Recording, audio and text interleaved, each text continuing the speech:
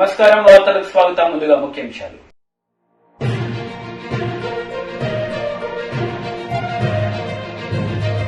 మునుగోడు ఉప ఎన్నికల్లో టీఆర్ఎస్ అభ్యర్థి కుసుకుంట్ల ప్రభాకర్ రెడ్డి విజయం సాధించడంతో టీఆర్ఎస్ విజయోత్సవ సంబరాలు.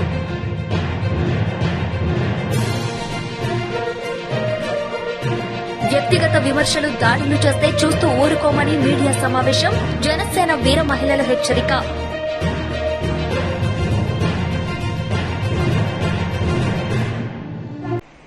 హైదరాబాద్ ను సిలికాన్ వ్యాలీ తరహాలో అభివృద్ధి చేయడమే తమ ప్రభుత్వ లక్ష్యమని ఐటీ మున్సిపల్ శాఖ మంత్రి కేటీఆర్ అన్నారు.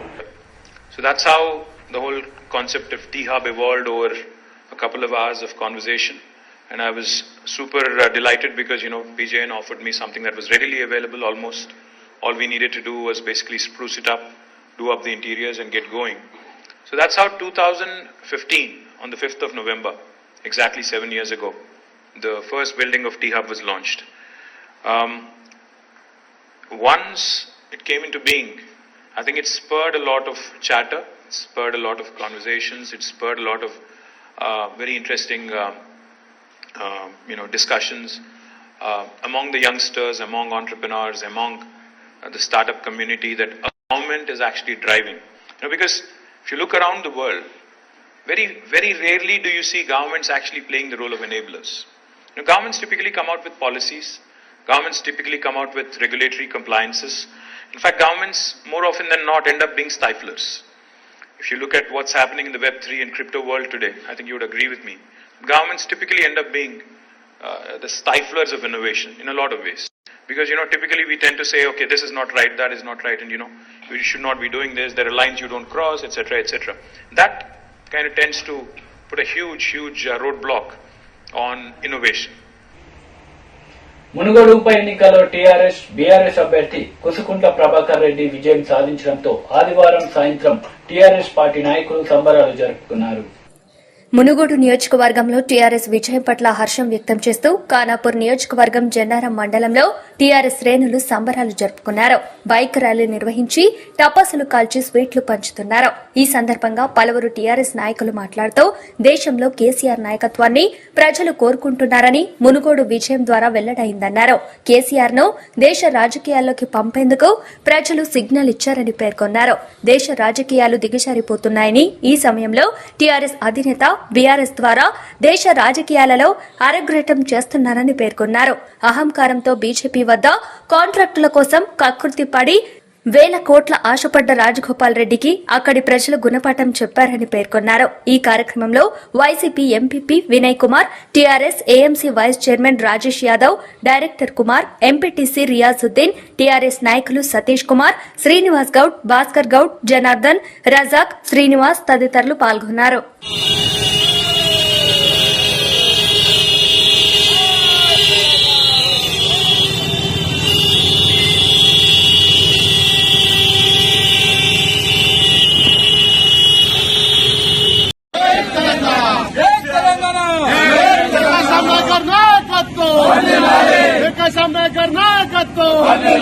కేసీఆర్ గారి నాయకత్వం, కేసీఆర్ గారి నాయకత్వం, జై తెలంగాణ, జై తెలంగాణ, కేసీఆర్ నాయకత్వం, కేసీఆర్ గారి నాయకత్వం. సంపాదించిన డబ్బు ద్వారా విచ్చలవిడిగా ఖర్చు పెట్టి మునుగోడు ఉప ఎన్నికల్లో గెలుస్తామని ప్రగల్భాలు పలికినటువంటి భారతీయ జనతా పార్టీపై తెలంగాణ రాష్ట్ర సమితి, ముఖ్యంగా మునుగోడు ప్రజలు మరి బీఆర్ఎస్ కు అనుకూలంగా, కేసీఆర్ గారి నాయకత్వానికి అనుకూలంగా ఇచ్చినటువంటి తీర్పు దేశ రాజకీయాలలో ఇదో కీలకమైన పరిణామం.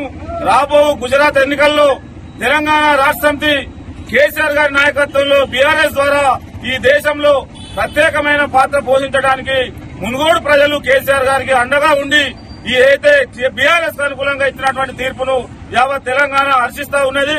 మతోన్మాద శక్తులకు తెలంగాణలో స్థానం ఉండదని తేల్చి చెప్పినటువంటి మునుగోడు ప్రజలకు మరి ఖానాపూర్ నియోజకవర్గం తరఫున ప్రత్యేకమైన ధన్యవాదాలు తెలియజేస్తూ, ఈ దేశంలో కేసీఆర్ గారే ఏకైక ప్రత్యామ్నాయం కాబట్టి తస్మాన్ జాగ్రత్త మతోన్మాదులారా, కేసీఆర్ గారి నాయకత్వం. పాపన్నపేటలో టీఆర్ఎస్ విజయోత్సవ సంబరాలు. మునుగోడు ఉప ఎన్నికల్లో టీఆర్ఎస్ అభ్యర్థి కుసుకుంట్ల ప్రభాకర్ రెడ్డి విజయం సాధించడంతో ఆదివారం సాయంత్రం మండల కేంద్రమైన పాపన్నపేటలో టపాసులు కాల్చి సంబరాలు జరుపుకున్నారు.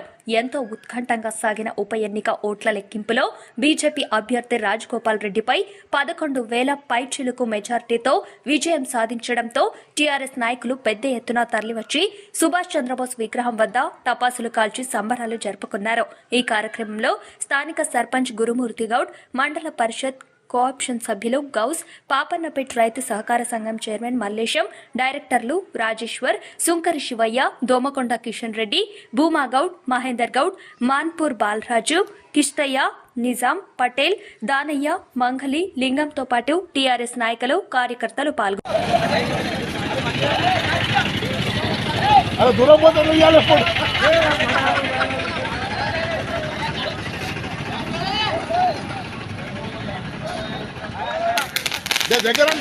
దగ్గరనే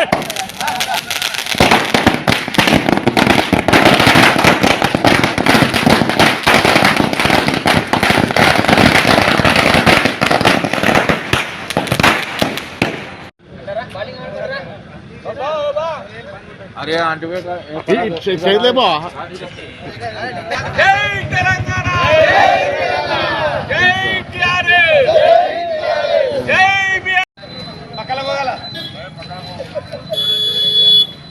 అనే కట్ట సౌండ్ వస్తుంది జై టీఆర్ఎస్ జై టీఆర్ఎస్ జై టీఆర్ఎస్ జై టీఆర్ఎస్ జై టీఆర్ఎస్ జై టీఆర్ఎస్ జై టీఆర్ఎస్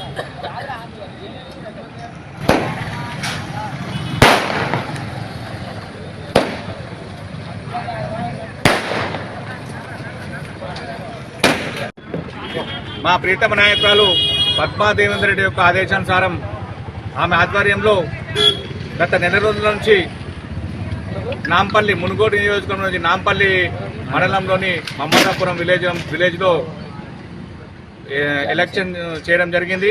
మరి అక్కడ కూడా అద్వితీయమైన ఓట్లేసి మమ్మల్ని మేడం గారికి మాకు సాధారణంగా స్వాగతం పలికిర్రు. మరి ఇందు మూలంగా ఏంటంటే ఆ మునుగోడు ప్రజలకు మమ్మదాపూర్ విలేజ్ వాళ్ళకు కూడా పద్మా దేవేందర్ రెడ్డి తరఫున మేము ధన్యవాదాలు తెలియజేస్తున్నాము. జై తెలంగాణ, జై పద్మా దేవేందర్ రెడ్డి. యావత్ తెలంగాణ ప్రజలకు ఉత్సాహవంతమైన రోజు. ఎందుకంటే టీఆర్ఎస్ నుంచి బీఆర్ఎస్గా మార్చిన పార్టీ అంటే ఇప్పటి వరకు తెలంగాణలోనే కేసీఆర్ యొక్క పరిపాలన నడిచింది. మరి ఈ మునుగోడు ఎలక్షన్తోని ఈ టీఆర్ఎస్ను బీఆర్ఎస్గా మార్చడం ద్వారా ఈ బీఆర్ఎస్కు మన తెలంగాణ నుంచే మునుగోడు ఎన్నికల విజయంతో మరి విజయదుందు మోగించి ముందడుగుగా శుభసూచకంగా ఇది రావడం శుభసూచకం. మరి ఎన్నో ప్రలోభాలు 1800 కోట్లతోని తీసుకున్న కాంట్రాక్ట్ల ద్వారా పైసలతోని గెలవాలనుకున్న రాజగోపాల్ రెడ్డికి మునుగోడు ప్రజలు ఓటుతోని బుద్ధి చెప్పడం ద్వారా మరి కేసీఆర్ యొక్క పరిపాలన యొక్క విలువ తెలిసింది. కాబట్టి మరి ఈ కేసీఆర్ను తెలంగాణలో కాదు మునుముందు కూడా భారతదేశంలో కూడా ఎదుర్కొనే శక్తి బీజేపీకి లేదని చెప్పి మరి ఖబర్దార్ బీజేపీ పైసలతోని కొనుగోలు చేసే శక్తి ఇక్కడ తెలంగాణ లేదు. మీరు ఎక్కడైనా చేసుకోవచ్చు, కానీ తెలంగాణలో మీ బీజేపీకి కానీ మీ పైసలకు కానీ భయపడే ప్రజలు ఇక్కడ లేరని చెప్పి ఈ ఎన్నికల ద్వారా ఈ విజయం ద్వారా భారతదేశ ప్రజావానికి తెలియజేయడం జరిగింది. ఇందు మూలంగా మోదీకి ఒక్కడే చెప్తున్నాం, మీరు ఎక్కడైనా జిమ్మిక్కులు చేయొచ్చు, కానీ తెలంగాణలో తెలంగాణ ప్రజల ముందు మీ జిమ్మిక్కులు నడవై. ఇక్కడ నుంచి ఖబర్దార్ మీ బీఆర్ఎల్ గా అవతరించి మీ బీజేపీకి ధీటుగా ఈ బీఆర్ఎస్ పార్టీ మీకు ఉంటుందని చెప్పి ఈ ఇందు మూలంగా తెలియజేసుకుంటూ సెలవు తీసుకున్నాను. జై బీఆర్ఎస్, జై కేసీఆర్, జై తెలంగాణ. బీజేపీ టీఆర్ఎస్ పార్టీలో రెండు దొంది అని ఈ రెండు పార్టీలు కలిసి ఒక పక్క నిరుద్యోగ యువతతో మరో పక్క రైతులతో ఆటలాడుకుంటున్నాయని, ఇందుకు పార్లమెంటులో రైతు వ్యతిరేక చట్టాన్ని ప్రవేశపెడితే దానికి సీఎం కేసీఆర్ మద్దతు పలకడమే నిదర్శనమని కాంగ్రెస్ పార్టీ అగ్రనేత రాహుల్ గాంధీ అన్నారు. బీజేపీ టీఆర్ఎస్ పార్టీలు దొందేనని ఈ రెండు పార్టీలు కలిసి ఒక పక్క నిరుద్యోగ యువతతో మరో పక్క రైతులతో ఆటలాడుకుంటున్నాయని, ఇందుకు పార్లమెంట్లో రైతు వ్యతిరేక చట్టాన్ని ప్రవేశపెడితే దానికి సీఎం కేసీఆర్ మద్దతు పలకడమే నిదర్శనమని కాంగ్రెస్ పార్టీ అగ్రనేత రాహుల్ గాంధీ అన్నారు. ఆందోళన నియోజకవర్గంలో శనివారం మాజీ డిప్యూటీ సీఎం దామోదర రాజనరసింహ ఆధ్వర్యంలో రాహుల్ గాంధీ జోడో యాత్ర జోష్గా కొనసాగింది. సంగారెడ్డి జిల్లా సుల్తాన్పూర్ నుండి ఆల్మైపేట్, సంగుపేట్, ఆందోళ్, జోగిపేట్, దానంపల్లి వరకు పాదయాత్ర జన సందోహం మధ్య కొనసాగింది. రాహుల్ యాత్రకు అడుగడుగునా నీరాజనాలు పలికారు. దానంపల్లి గ్రామ శివార్లో ఏర్పాటు చేసిన కార్నర్ సెంటర్ కి చేరుకుని విరామం తీసుకున్నారు. తిరిగి సాయంత్రం 4 గంటలకు దానంపల్లి నుండి పాదయాత్ర ప్రారంభించి ఎర్రారం, రామ్సన్పల్లి గ్రామాల మీదుగా తన పాదయాత్రను కొనసాగించి గడిపెద్దపూర్ సభ ప్రాంగణానికి చేరుకున్నారు.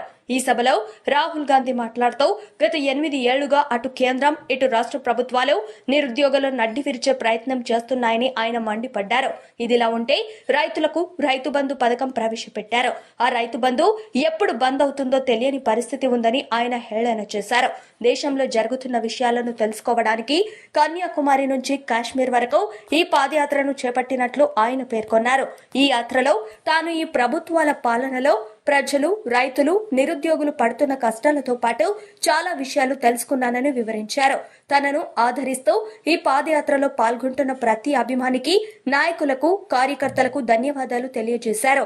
అందరి ఆశీస్సులు అందించి కాంగ్రెస్ ను దీవించాలని కోరారు. ఈ కార్యక్రమంలో పీసీసీ ఇన్ఛార్జ్ మాణిక్యం ఠాకూర్, పీసీసీ అధ్యక్షులు రేవంత్ రెడ్డి, ఎమ్మెల్యే జగ్గారెడ్డి, ఎమ్మెల్సీ షబీర్ అలీ, జీవన్ రెడ్డి, నాయకులు మదన్ మోహన్ రావు, ఆవుల రాజిరెడ్డి, ప్రజా ప్రతినిధులు, నాయకులు, కార్యకర్తలు, అభిమానులు పాల్గొన్నారు.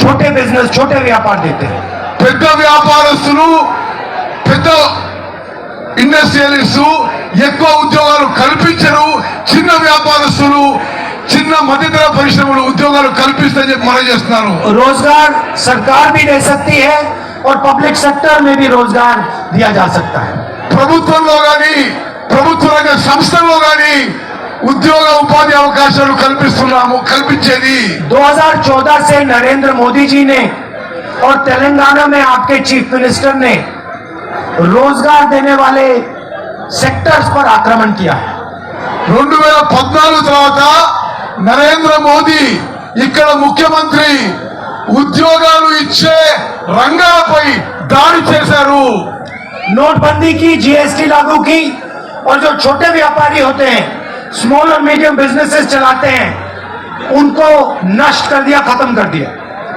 नोट रद्దు చేసిండ్రు ఒక తప్పుడు జీఎస్టీ తీసుకొచ్చిండ్రు చిన్న వ్యాపారస్తులకి చిన్న మధ్యతర పరిశ్రమలకి తీవ్రమైన నష్టం చేసిండ్రు जो पब्लिक सेक्टर है उसको प्राइवेटाइज किया जा रहा है ప్రభుత్వ రంగ సంస్థలను ప్రైవేటీకరణ చేస్తారు అమ్మేస్తున్నారు बीएचईएल हो हिंदुस्तान की रेलवेज हो इन सबको नरेंद्र मोदी जी प्राइवेटाइज कर रहे हैं बीएचईएल गानी रेलवेज गानी नरेंद्र मोदी संस्थान अम्मेस्तुन्नारू और जो किसान हैं उस पर दबाकर नरेंद्र मोदी जी और यहाँ तेलंगाना में टीआरएस की सरकार आक्रमण कर रहे हैं 2014 తర్వాత నరేంద్ర మోదీ ఇక్కడ टीआरएस गवर्नमेंट రైతులపై దాడి చేస్తున్నాయి अभी मेरे साथ एक प्रोग्रेसिव किसान चल रहे थे ఇప్పుడే నాతో కొందరు రైతులు నడుస్తూ ఈ పాదయాత్రలో పాల్గొని उनसे बातचीत हो रही थी खेती के बारे में एग्रीकल्चर के बारे में నేను కొంత సమయం ఈ రోజు ప్రగతిశీల రైతులతో వ్యవసాయం గురించి మరి వారి పరిస్థితుల గురించి మాట్లాడడం జరిగింది और तेलंगाना में जो किसान की हालत है उन्होंने बहुत अच्छी तरह मुझे समझाई తెలంగాణలో వ్యవసాయ పరిస్థితి రైతుల పరిస్థితి నాకు మంచిగా వివరించారు और मैं चाहता हूं कि 2 मिनट वो इस मंच से आपको बताएं कि तेलंगाना का किसान के सामने क्या मुश्किलें हैं। నేను కోరుకుంటున్నా 2 నిమిషాలు ఈ వేదిక నుంచి తెలంగాణ రైతాంగం పరిస్థితి వాళ్ళే చెప్పాలని కోరుకుంటున్నాను। हम तेलंगाना की सड़कों पर चल रहे हैं। शुरुआत हमने कन्याकुमारी में की और यात्रा श्रीनगर में जाके खत्म होगी। ఈ యాత్ర కన్యాకుమారి నుంచి మొదలై కశ్మీర్ లో శ్రీనగర్ లో పూర్తవుతుంది। ఈ రోజు ఉదయం తెలంగాణలో ఈ యాత్ర రూట్ లో కొనసాగుతున్నదని మనం చేస్తున్నాను। यात्रा में हम 7-8 घंटे चलते हैं, लोगों से मिलते हैं, उनके दिल में जो है उसको सुनते हैं। ఈ యాత్రలో ప్రతిరోజు 7-8 గంటలు నడుస్తున్నాం, ప్రజల్ని కలుస్తున్నాం, వారి గుండెలో ఏ మాటలు ఉన్నాయో, ఏ బాధ ఉందో, ఏ సమస్యలో మేము వింటున్నాం। हजारों लोगों से हमारी बात हुई, వేలాది మందితో మేము స్వయంగా మాట్లాడుతున్నాం। किसानों से, मजदूरों से, युवाओं से, छोटे दुकानदारों से, जो स्मॉल और मीडियम बिजनेसेस चलाते हैं। టీడీపీ రాష్ట్ర అధికార ప్రతినిధి కావలి గ్రీష్మ మీడియా సమావేశం నిర్వహించారు। ఈ సందర్భంగా పలు అంశాలపై ఆమె మాట్లాడారు। ముందు నుంచే ప్లాన్ చేసుకున్నారు। ఆ ప్లాన్ కి అనుగుణంగా 3 రాజధానులు అనుకొని స్టార్ట్ చేశారు ఆ డ్రామా। ఆ 3 రాజధానుల్లోని అతి కిరాతకంగా, అతి దౌర్జన్యంగా, అమానుషంగా ప్రజల్ని హింసించే క్యాపిటల్ ఏది అనంటే, ప్లాన్ ఐడియా ఏది అనంటే విశాఖపట్నాన్ని నాశనం చేయటం, ఉత్తరాంధ్రని కంప్లీట్ గా పాతాళంలోకి తొక్కేయడం జగన్ రెడ్డి ప్లాన్। ఎందుకంటే ఈరోజు మీరు చూడొచ్చు, చిన్నపిల్లలు, పసిపిల్లల్ని అడిగినా కూడా ఆ ల్యాండ్ ఎవరు కబ్జా చేశారు అని అంటే వాళ్ళ 3 రంగులే చూపిస్తారు। అంత కబ్జా జరుగుతుంది విశాఖపట్నంలోని। మీరు గవర్నమెంట్ ల్యాండ్స్ అమ్మకానికి పెట్టేయండి, ప్రైవేట్ ల్యాండ్స్ మీ ఎంపీలు, ఎమ్మెల్యేలు, వాలంటీర్లతోటి కబ్జాలు చేయించేయండి। వేరే ఆస్తులు ఏదైతే ప్రజలు కష్టపడి రక్తం దార పోసి కొనుక్కున్నవన్నీ మీరు కబ్జాలు చేసేయడానికి మీరు ఫుల్ ఫ్లెజ్డ్ గా ప్లాన్ వేసుకున్నారు। అందుకే మీరు విశాఖపట్నం రాజధాని కావాలి, ఇది ఫైనాన్షియల్ క్యాపిటల్ కావాలి అనుకోని, ఫైనాన్షియల్ క్యాపిటల్ కాదు, ఫైనాన్షియల్ గా విశాఖపట్నం వాసుల్ని దెబ్బతీయటానికే మీరు ప్లాన్ చేశారు। ఇది రాష్ట్రంలో ఉన్న ప్రతి ఒక్కరికి తెలుసు। వ్యక్తిగత విమర్శలు, దాడులు చేస్తే చూస్తూ ఊరుకోమని మీడియా సమావేశంలో జనసేన వీర మహిళలు హెచ్చరించారు। ఉన్నాయి కాబట్టి మేము ఇక్కడ తెలంగాణ ప్రభుత్వానికి అవి తీసుకెళ్లి మేము పోలీస్ కంప్లైంట్ ఇవ్వడం జరిగింది। అలాగే నెక్స్ట్ మేము డీజీపీని కూడా కలవడం జరుగుతుంది త్వరలో। అవి మేము చూసుకుంటాం, కానీ నువ్వెవరు చెప్పడానికి? ఒకరోజు హైదరాబాద్లో ఉంటాడు అని చెప్తావు, మళ్ళీ లేకపోతే ఒకరోజు ఇక్కడికి వస్తాడు అని చెప్తావు। పవన్ కళ్యాణ్ హైదరాబాదే మన నీ జాగిరా, మీ అయ్య జాగిరా? అది అందరిది, నువ్వు చేసుకుంటున్నావుగా బిజినెస్లు మరి హైదరాబాద్లో।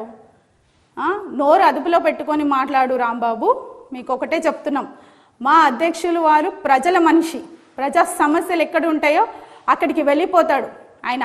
అలాగే మా జనసేన కానీ, మా జన సైనికులు కానీ, మా వీర మహిళలు కానీ మేము ఎక్కడ సమస్యలు ఉంటే అక్కడ పోరాడతాం। రాబోయే రోజుల్లో మా జనసేన ఎలా ఉంటుందో ఇప్పటికే మీకు తెలిసింది, ఎందుకంటే వైజాగ్లో ఏదైతే ఆయనను ఎంత ఇబ్బంది పెట్టారో మీకు తెలుసు। అది అధ్యక్షులు వారు పెట్టిన సభ సక్సెస్ అవుతుంది అనే కుళ్ళుతోని మీరు ఆయన మీద ఎన్ని దాడులు, ఎన్ని ప్రయత్నించినా అవన్నీ ఎటో పోయినాయి। అవి కాకుండా మళ్ళీ ఇంకా రెక్కిలు నిర్వహించారు, ఏదేదో చేశారు, అన్నీ మాకు కూడా అనుమానాలు ఉన్నాయి, మేము కూడా అవి మాట్లాడతాం, అన్నీ మేము చూసుకొని మాట్లాడతాం। ఎందుకంటే మేము అట్లాగే అనేసాం, మీలాగా అనం, ఒక మాట అనగానే అనేయాలని మా దగ్గర ఉండదు, మేము ఆధారాలతోని మేము నిరూపిస్తాం। అది మీరు గుర్తుపెట్టుకొని ఇంకా మీదట ఎప్పుడైనా మా అధ్యక్షులు కళ్యాణ్ గారి దగ్గర ఆయన ముందు రావాలి అంటే, ఆయన పేరు ఎత్తాలంటే కూడా మీరు భయపడాల్సిందే। ఎందుకంటే జాగ్రత్తగా మాట్లాడండి। ఇక్కడ మా తెలంగాణ తరఫు నుంచి కూడా మేము ఒకటే చెప్తున్నాం, మా నాయకులు కానీ, మేము కానీ, మా వీర మహిళలు కానీ ఎప్పుడు మా అధ్యక్షులు పవన్ కళ్యాణ్ గారికి మేము అండగా నిలబడతాం। ముందుగా అందరికీ నమస్కారం। వైఎస్ఆర్ జర్నలిస్టుల ఐక్యత ఆశయంగా, జర్నలిస్టుల సంక్షేమ ధ్యేయంగా ఆంధ్రప్రదేశ్ మీడియా ప్రొఫెషనల్ అసోసియేషన్ సమావేశానికి భారీగా తరలి వచ్చారు ఉమ్మడి కృష్ణా జిల్లాల విలేకరులు। హెల్త్ ఇన్సూరెన్స్ కూడా కుటుంబానికి ఇవ్వండి, ఎందుకంటే జబ్బులు అకస్మాత్తుగా వస్తూ ఉన్నాయి। నెల 2 నెలలు లోపే ఒక ప్రమాదకరమైన జబ్బులు పడి చనిపోయే వాళ్ళు చాలా మందిని చూసాం ఇటీవల కాలంలో. అంటే గుండె నొప్పి కావచ్చు, క్యాన్సర్ కావచ్చు, రకరకాల జబ్బులు ఎందుకో తెలియదు కానీ కోవిడ్ తర్వాత పోస్ట్ కోవిడ్ పీరియడ్ లో యువకులే చనిపోతున్నారు అకస్మాత్తుగా. అప్పుడు ఆ కుటుంబం అంటే మీ కుటుంబాలు మరి రోడ్డున పడకుండా మరి మన మీద ఆధారపడి ఉండే తల్లిదండ్రులు కావచ్చు, భార్య కావచ్చు, పిల్లలు కావచ్చు, వాళ్ళు అనాథలు కాకుండా ఎంతో కొంత ఆర్థిక వెసులుబాటు, ఆర్థిక భరోసా ఉండాలి. కాబట్టి ఈ లైఫ్ ఇన్సూరెన్స్ కానీ, ఈ హెల్త్ ఇన్సూరెన్స్ కానీ ఇవన్నీ కూడా తప్పనిసరిగా ప్రభుత్వాలు, ఎందుకంటే ఎన్ని వేల కోట్ల రూపాయలు కూడా వైఎస్ఆర్సీపీ గవర్నమెంట్ కూడా జగన్మోహన్ రెడ్డి గారు వచ్చిన తర్వాత 1,70,000 కోట్ల రూపాయలు కేవలం బటన్ నొక్కడం ద్వారానే ప్రజానీకానికి ఇచ్చే నేపథ్యంలో రాష్ట్రం మొత్తం రిపోర్టర్స్ తీసుకున్నా ఎంతో ఉండరు. ఉంటే ఒక 5,000 మంది ఉంటారు ఉంటే. ఎందుకంటే సుమారుగా 650 మండలాలు మనకి 12,500 అక్రిడేషన్ కార్డ్స్ వచ్చి సుమారుగా 12,500 అంటున్నారు. అంటే మీరు యునైటెడ్ గా ఉంటే, అంటే రకరకాల యూనియన్ల పేరు మీద రకరకాల జెండాలు, రకరకాల ఎజెండాలతో వెళ్తే అది కొంచెం కష్టమేమో కానీ మొత్తం యునైటెడ్ గా జర్నలిస్ట్ ఏదైనా కానీ ఏ ప్రభుత్వం అయినా చేస్తుంది. ఆ తెలుగుదేశం ప్రభుత్వమా, వైఎస్ఆర్సీపీ ప్రభుత్వమా ఇది పక్కన పెడితే, ఎందుకంటే ప్రజాస్వామ్యంలో ఏ కార్యక్రమం చేయాలన్నా కానీ, అది ఏది విజయవంతం కావాలన్నా కానీ, అది ఏది ప్రజలకు చేరాలన్నా కానీ, లేదు ఏ లోపాలన్నా ఎత్తి చూపించాలన్నా కానీ, ఆ లోపాల సవరణకి కావలసిన సూచనలు కావాలన్నా కానీ, ప్రజల యొక్క మనోభావాలు తెలియజేయాలన్నా కానీ, ఏదైనా కానీ ఎలక్ట్రానిక్ మీడియా కానీ, ప్రింట్ మీడియా కానీ మీరు సహకరిస్తేనే. వార్తలు ముగించే ముందు ముఖ్యాంశాలు మరోసారి.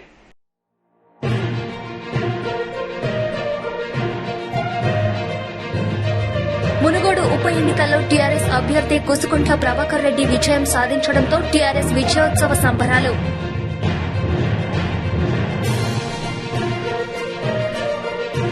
వ్యక్తిగత విమర్శలు దాడులు చేస్తే చూస్తూ ఊరుకోమని మీడియా సమావేశం, జనసేన వీర మహిళల హెచ్చరిక.